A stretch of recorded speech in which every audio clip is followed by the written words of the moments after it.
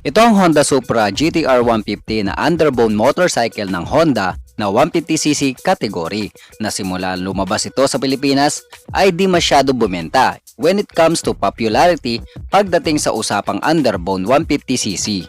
At dahil dyan, dinala ng Honda kamakailan lang ang di bago pero di luma sa ibang bansa na si Honda Winner X150 para punan ang pagkukulang ng GTR at muling makipagsabayan sa bentahan ng 150cc underbone category dito sa Pilipinas. Ang tanong dyan mga idol, sulit kaya ito kesa sa Honda GTR 150? At kung may GTR 150 ka ngayon, ipagpapalit mo ba ito sa Winner X150? Alamin natin ang kasagutan na yan. Welcome to Haji Motovlogs, and this is simple comparison with two most outstanding underbone motorcycle ng Honda. Ang Honda Supra GTR 150 at ang bagong Honda Winner X150 Standard Edition. Let's go! Unahin natin sa makina na merong kargadong 150cc engine displacement, single cylinder with dual overhead cam mga idol, 4-stroke, 4 valves po siya at liquid cooled ang ginamit para sa kanyang cooling system. Pagdating naman sa kanyang fuel system, gumagamit po siya ng PGM-FI o Programmable Fuel Injection na kung saan mas kalkuladong paggamit ng gasolina sa mababa o mataas mang RPM at ito ay may average para sa kanyang mileage na 42 km per liter. Not bad po pang daily use kahit ito ay isang racing tracking motorcycle. Pagdating naman sa kanyang bore and stroke, meron sukat na 57.3mm na merong 57.8mm. Sa kanyang transmission naman, gumagamit ito ng manual transmission na merong 6 na speed gear shifter mga idol. Kung usapang performance ay di rin papakuli, meron po siyang 15.4 horsepower at 9,000 RPM na may peak of torque na 13.6 Nm at 6,500 RPM na kayang tumakbo sa bilis na 100 to 130 km per hour para sa kanyang top speed. Pero sabi ko nga, depende po yan sa hinete, kung kabado o sobrang kamote. Unahin natin sa kanyang makina na mayroong kargadong 149cc engine displacement to be exact mga idol, single cylinder, dual overhead cam, 4-stroke, 4 valves po siya mga idol at liquid cooled ang ginagamit sa kanyang pagpapalamig ng makina. Fuel system naman ito gumagamit ng PGM-FI o Programmable Fuel Injection na kung saan 52.3 km per liter ang kanyang average para sa kanyang mileage. Not bad kung daily use ang gamit mo dito. Sa transmission naman mga idol, manual transmission po siya na gumagamit ng clutch at cambio, kaya recommended na mag-practice maigi kung ikaw ay baguhan pa lamang. Performance naman ito ay halimaw, 15.4 horsepower at 9,000 RPM na may peak of torque na 13.5 Nm at 7,000 RPM. Unahin natin sa kabuuang disenyo na merong body design na aggressive sporty look and aerodynamic mga idol. Saktong-sakto pang racing at kahit pang daily use mga idol. At para sa color combination naman, meron po siyang red and black na may minimal carbon lodi sa mga singit-singit nito. At ang kagandahan ng headlight ay nakaposition po sa kanyang handlebar na kung saan sumusunod ito sa galaw mo, mas safe ito lalo na sa gabi. At ito ay gumagamit ng separate high and low LED lights. Dito naman sa kanyang unahan ay bubungad ang aggressive front head with carbon lodi and minimal decals. Pagdating naman sa kanyang disenyo ng signal lights ay singkit ito na parang isang chinito na gumagamit naman ng peanut bulb. Sa front fender naman ay napakaganda ng decals nito na merong kulay na gray and black. Pagdating naman sa kanyang suspension sa harapan, meron po siyang telescopic fork with disc brake naman na mayroong single pot caliper. Mags po ang ginamit dito na may 90/80/17 na tubeless na gulong. Napakaganda ng disenyo ng decals nito sa kanyang palikpik na merong GTR Supra na boldy aggressive look design na dagdag forma sa motor. Dumako naman tayo sa kanyang likuran at unahin natin ang taillight na naka-pointed design mga idol at ordinary bulb ang gamit. Flexible naman para sa signal lights at gumagamit ito ng peanut bulb. Gumagamit naman ito ng monoshock absorber para suspension para naman din sa underneath design. Meron din po siyang disc brake with single pot caliper ang gamit nito sa kanyang braking system. Mags din ang ginamit niya na merong 120/70/17 na tubeless na gulong. Sa gilid naman ng likuran ay makikita natin ang very boldy and aggressive na minimal logo na GTR 150 decals. Sporty alloy and metallic pillion footrest naman ang gamit dito mga idol at sporty muffler with gray and carbon lodi ang disenyo ng muffler cover naman ito. At ang kagandahan pa dito mga idol ay equip pa rin ito ng kickstarter na hindi mo na makikita sa ibang underbone. Dumako naman tayo sa bandang itaas at unahin natin ang controls and buttons. Unahin natin sa kaliwa na merong high and low, horn, signal lights. Sa kanan naman ay merong electric starter button. Sa kanan pa rin mga idol ay meron throttle control with brake lever sa unahan. Sa kaliwa naman ay hand grip with clutch lever na merong foot brake pedal naman para sa likuran. Very futuristic naman and sporty digital console panel ang ginamit dito mga idol. Napaka-solid at very readable at accurate ang mga meter at gauge na dapat mong malaman.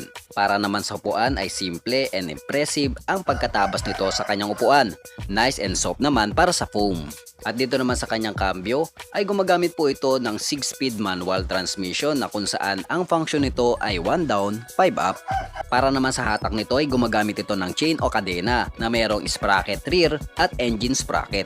Last but not the least, ang fuel tank capacity nito ay nasa 4.5 liters na matatagpuan naman sa kanyang ilalim ng upuan. Pag-usapan naman natin ang kanyang body dimension. Ang haba ay mayroong 2021mm, lapad 725mm at ang taas nito ay nasa 1105mm. Pasok sa mga daily use kahit na isa itong racing tracking mga idol. Pagdating naman sa kanyang seat height, ito ay may sukat na 786mm at ang total ng bigat nito ay nasa 121 kilograms. Para sa reference nyo mga idol, ako po ay 5'4" in height, kaya medyo malaki para sa 5'4" pababa at sakto naman para sa 5'5" pataas. Para naman sa pagmamaneobra mga idol, ay sakto ito sa 57 kilo katulad ko at okay din sa mga lady rider. At pag-usapan naman natin ang kanyang updated price dito sa Motor Trade mga idol.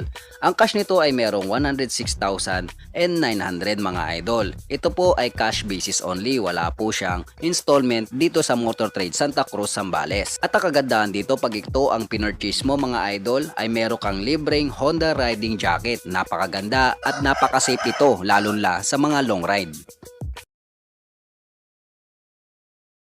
Unahin natin sa kabuuang disenyo na very attractive body design talaga mga idol. Napaka-muscular at napaka-aerodynamic ang figure nito na very sporty look naman pagdating sa tracking o kung gagawin mo itong sports bike. Pagdating naman sa kanyang kulay, meron po siyang red and black color combination na glossy po mga idol. Napakaganda at very smooth ang color texture. Dito naman sa kanyang harapan sa may top head mga idol, ang cover nito ay merong mga deeper linings at meron po siyang air ventilation na merong small smoke lens windshield.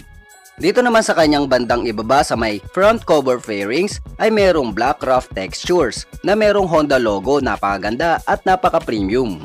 Napakaganda at napaka-solid din na kikay look ng daytime running light niya mga idol at ito ay LED lights na.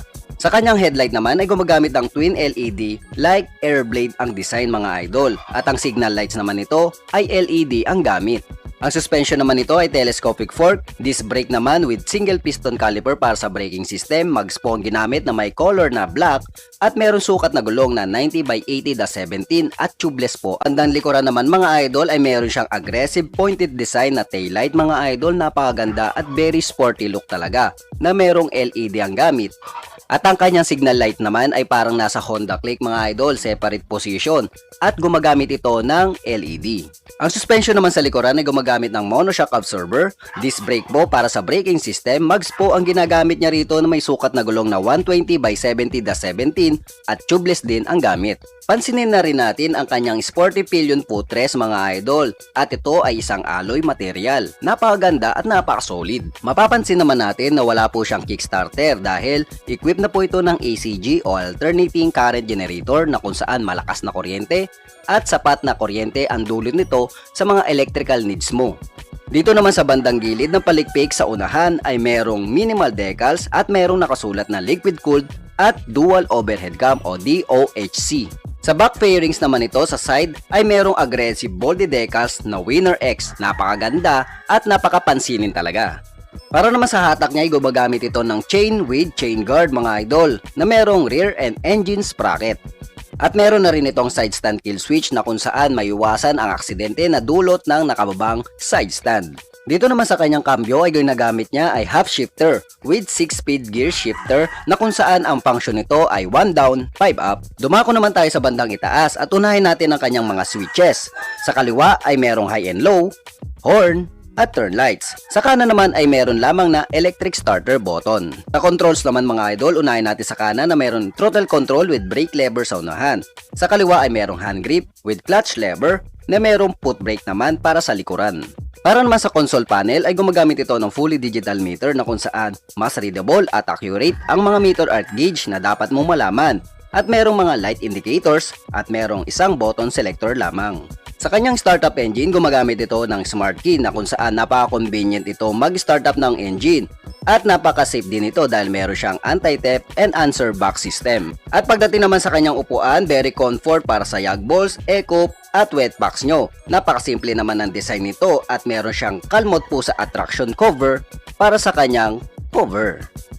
Separate design naman ang grab bar nito, napaka-sporty din at napakaganda tignan. Ito naman sa kanyang underseat ay wala po siyang compartment na malaki. Pero ang good news, meron po siyang tool and condom compartment.